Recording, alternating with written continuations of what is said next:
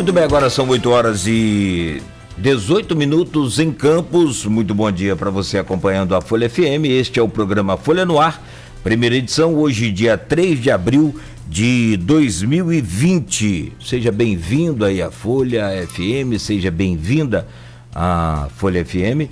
E estamos ao vivo, né, pela rádio, né, em 98,3, pelos streamings também de vídeo no Face e YouTube, na nossa página oficial, e daqui a pouco esse programa em podcast nos principais aplicativos de podcast, né, para você curtir aí, você acompanhar a hora que quiser. Hoje o jornalista Aloysio Abreu Barbosa e eu recebemos aqui no programa, pelo sistema de videoconferência, a psicóloga e pedagoga Cláudia Ribeiro, do Ministério da Educação e Cultura da Alemanha, falando direto de Stuttgart, conosco ao vivo.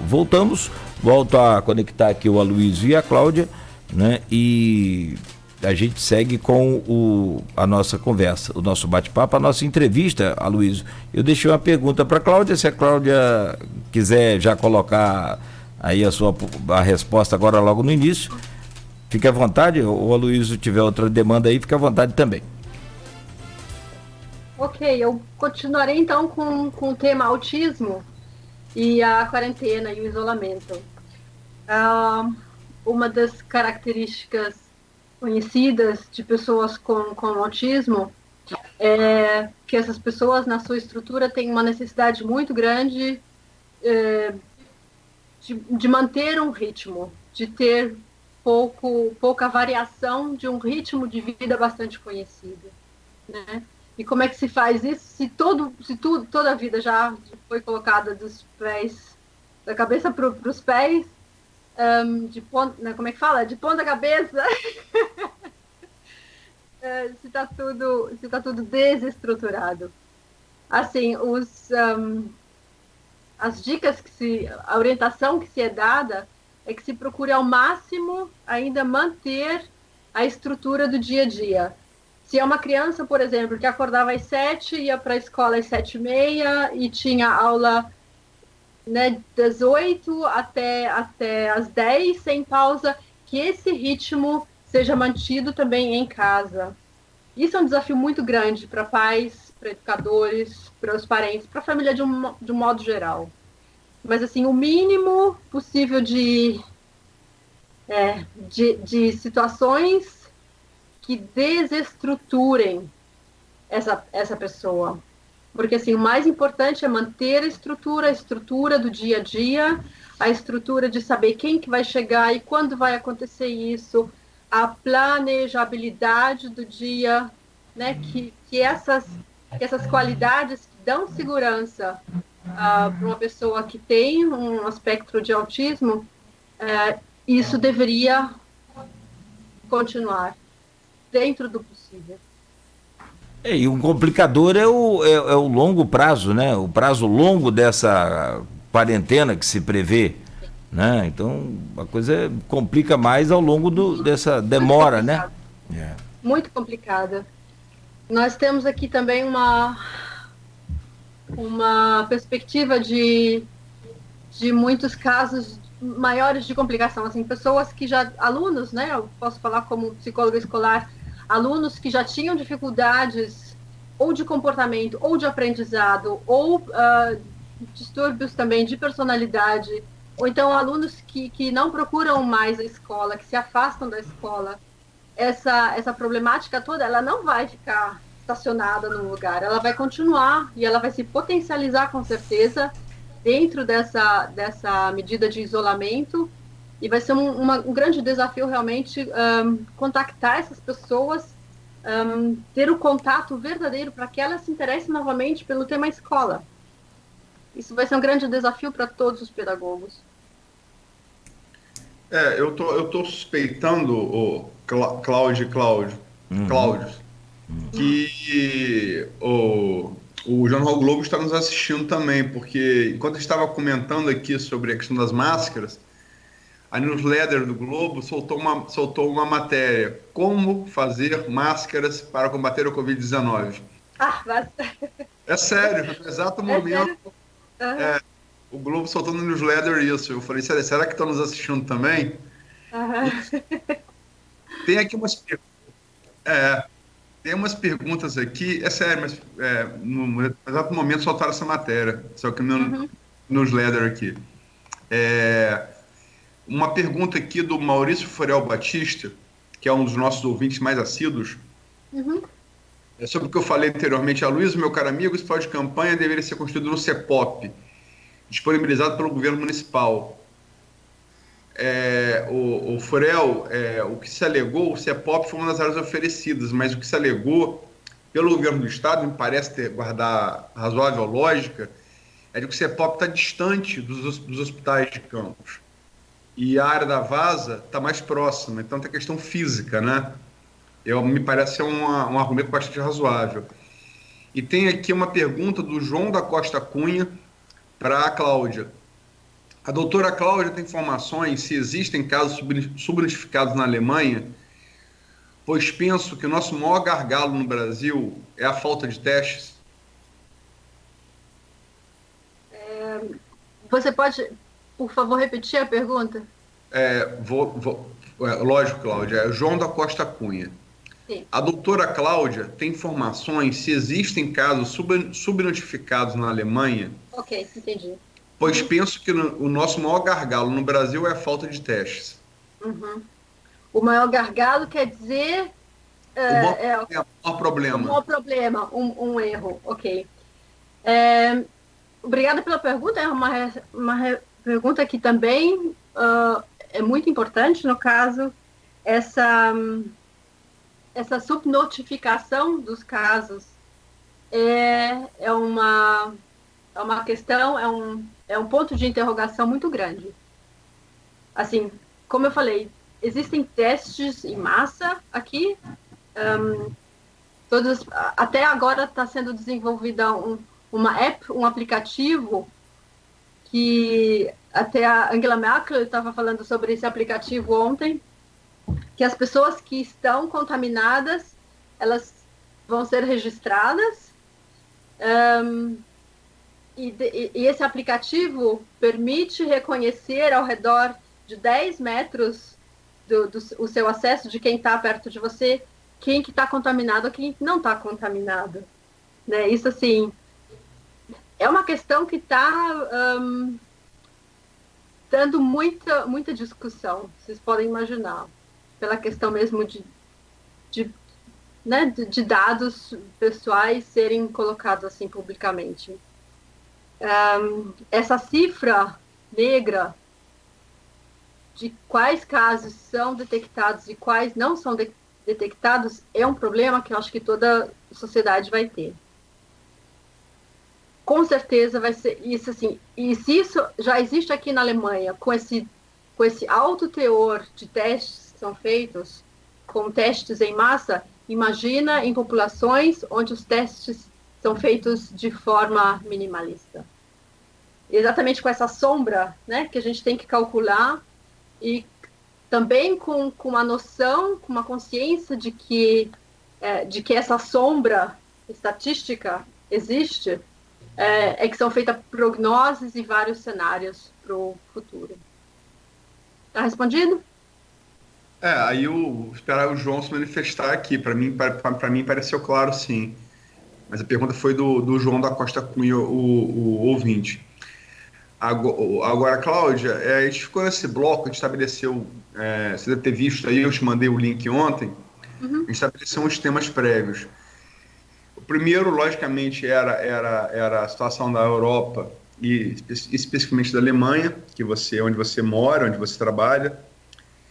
E o segundo seria aqui no Brasil, né?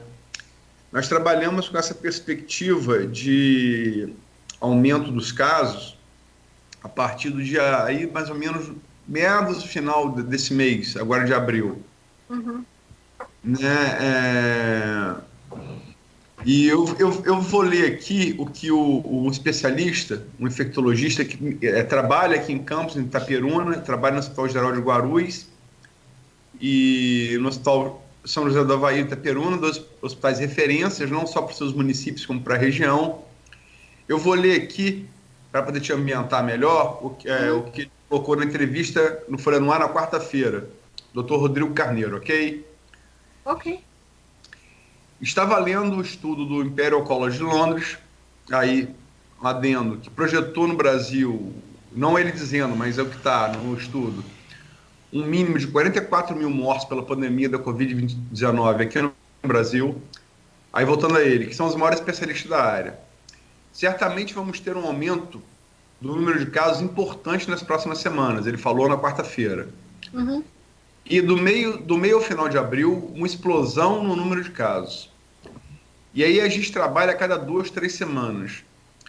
O que pode afirmar hoje, categoricamente, o número de casos vai subir muito e até o final do mês nós estaremos na aceleração máxima do crescimento.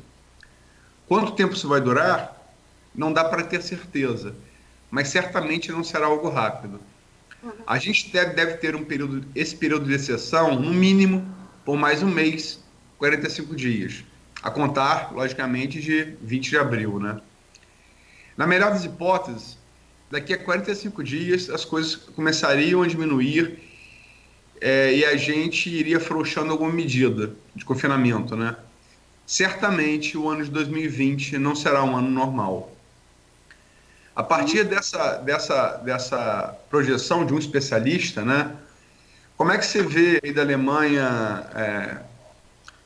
Campos está muito próximo a um dos epicentros aqui brasileiros, que primeiro é a cidade de São Paulo, o segundo cidade do Rio de Janeiro. Nós estamos perto do Rio.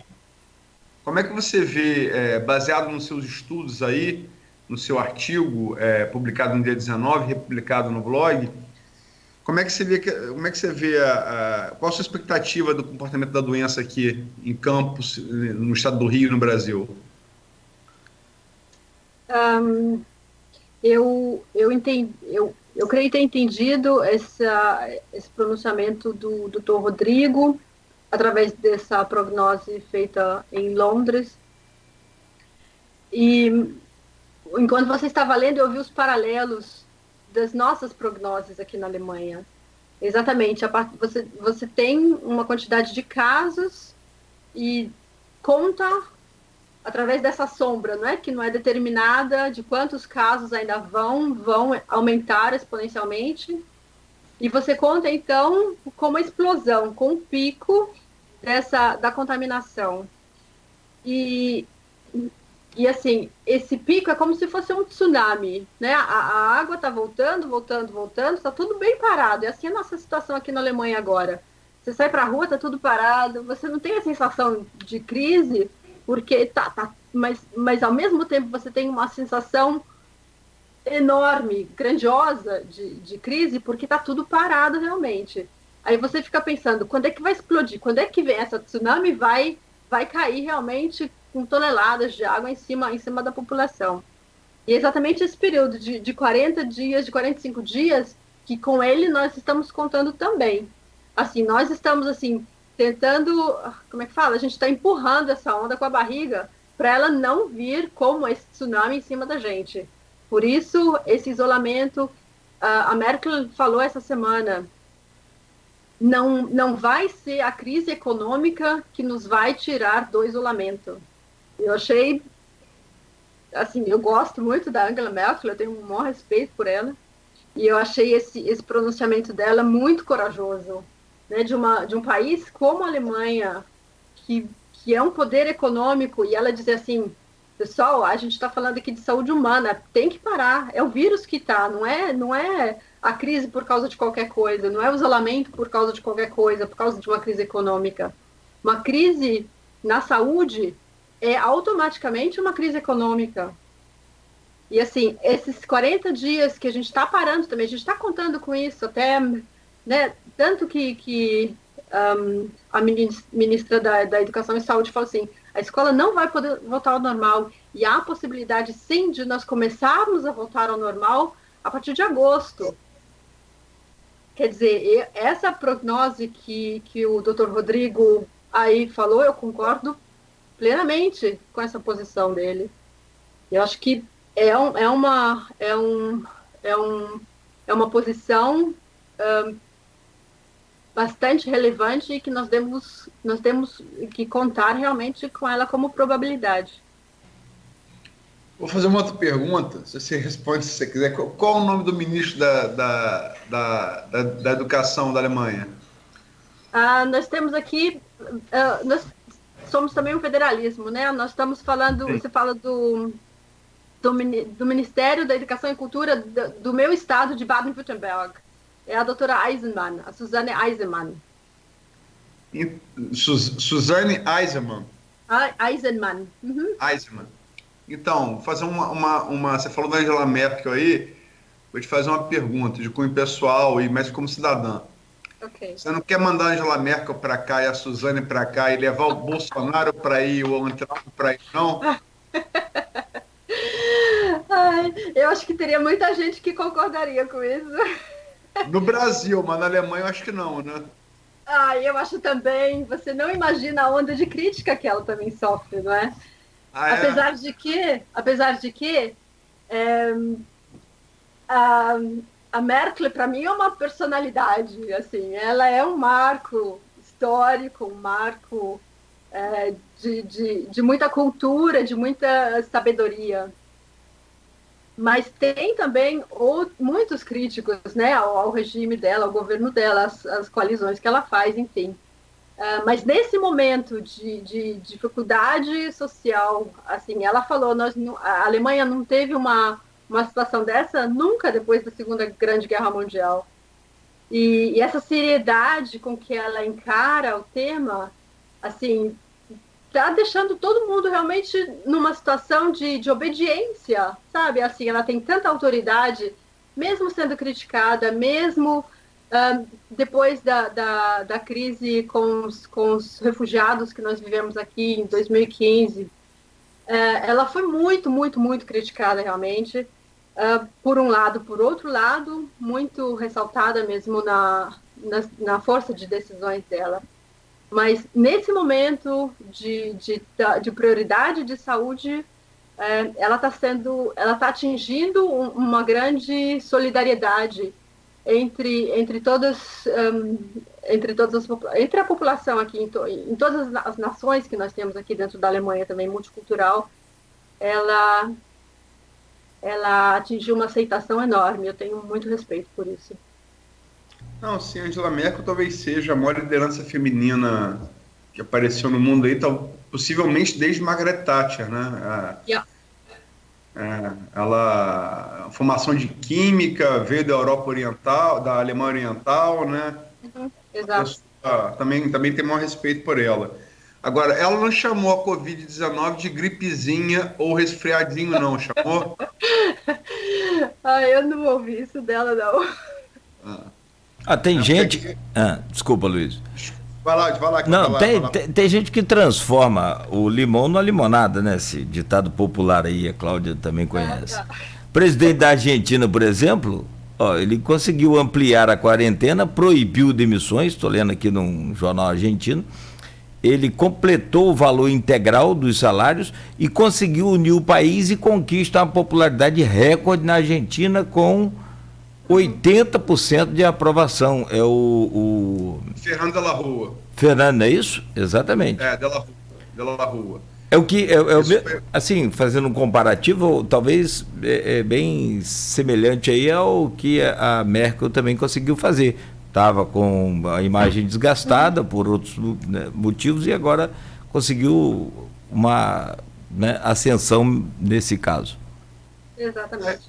Eu acho que a Argentina está agindo bem em relação à Covid, mas pelo que eu conheço de Merkel, que eu conheço do peronismo, acho que a Merkel é mais responsável do que uma liderança peronista, né? Okay. O peronismo ele é um pouco populista, né? Mas está agindo bem, sim, é verdade, em relação à Covid, como a Colômbia também está agindo muito bem. São países que já há 3 semanas estão em quarentena radical horizontal, né? Uhum. O Brasil está claudicando nisso, e se estamos hoje em quarentena, graças a a atuação dos governadores do Estado e a uma atuação heróica do Mandetta, que também está vendo no newsletter do Globo que saiu agora, ele já admite para amigos próximos que o Luiz Henrique Mandetta, ministro da Saúde, que pensa assim em sair do governo Bolsonaro, mas que não fará enquanto durar essa crise, por ser um médico e ter consciência do quão grave é a crise que nós vivemos, né? Mas, enfim... E aí, o Bolsonaro, o Bolsonaro ontem deu uma entrevista à Rádio Jovem Pan e, vou falar aqui no bom português, esculachou o ministro. Ele precisa de ser mais humilde, não pensa em demitir o ministro agora, em plena guerra. Quer dizer, foi literalmente demitido ontem ao vivo, né? Assim, pelo meu entendimento. Cláudio, o Bolsonaro, não quero sair da entrevista, mas o Bolsonaro, ele faz isso com qualquer um que tenha luz própria. Sim. E o bolsonarismo vive desse messianismo, desse mito, entre aspas, e que qualquer figura que ameaça a popularidade dele, inclusive o próprio Sérgio Moro, sim, ele é esvaziada, né? Nesse sentido, frita. me lembra uma outra liderança alemã de um certo tempo atrás, né, que não é Angela Merkel, não, um pouquinho anterior, né? Mas enfim, eu não vou entrar nessa seara, não, que essa seara é política. Uhum. Vamos voltar à questão aqui da Covid. Cláudia, você mantém contatos, né, com o Brasil, você tem família aqui, e como tem família aí também, e você como psicóloga, como é que você analisa a apreensão das pessoas normais, cidadão comum, aqui no Brasil, porque você conversa aí por rede social, e enfim, e aqui você vive na Alemanha, dá para ter assim, um paralelo desse quadro de apreensão da população? Uhum. A questão da apreensão, eu acho que ela não é uma peculiaridade brasileira. Nós também temos a apreensão aqui. O que eu falei nesse exemplo da Merkel, ela conseguiu uma união e uma harmonia agora em toda a Alemanha, porque ela falou muito claramente, mesmo outros ministros ou outros governantes de estados estão apoiando, porque ela teve uma soberania e uma autoridade de estar fazendo esse management dessa crise, né, de estar coordenando essa crise. O que eu vejo como um possível motivo de apreensão no Brasil é realmente a falta de uma linha de comunicação. Você vê aqui um dado, aqui uma informação, aqui uma declaração de vários níveis da política, não é só do presidente, mas também de vários outros atores dentro da política e que tem uma voz também importante. Mas está faltando uma união da decisão. E assim, a falta de união, da união na comunicação leva a uma insegurança muito maior das pessoas, leva a um separatismo, né? Ao invés de a gente estar tá junto, tá ajudando um ao outro, sendo solidário, isso está criando um separatismo, e separatismo nunca foi uma coisa boa. E acho que é isso que causa muita apreensão. A minha mãe falou, olha, filha, não esquece que todo chefe de uma nação, ele tem um motivo de estar ali, ele tem uma missão também. Ela é muito religiosa, sabe? Eu ouço muito os conselhos dela. E ela fala assim, tem um motivo para tudo. E assim, com a minha formação construtivista, de psicóloga sistêmica, Eu vejo isso também ao nível sistêmico. Para tudo tem um motivo, para tudo. Mesmo que ele não seja visto agora, não seja visível, não seja acessível agora.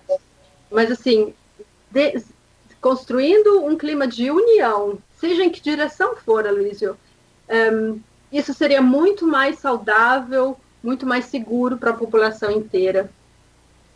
Essa é a minha opinião. Eu só vou pedir desculpa ao ouvinte que eu falei presidente argentino Fernando de la Rúa. Fernando de la Rúa foi presidente argentino, sim, mas no período anterior.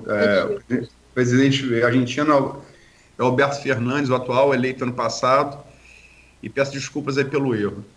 E, Cláudio, vamos fazer o intervalo para ir para o último bloco? Vamos lá, e eu estava tentando achar o fim da matéria aqui para conferir o nome também, né?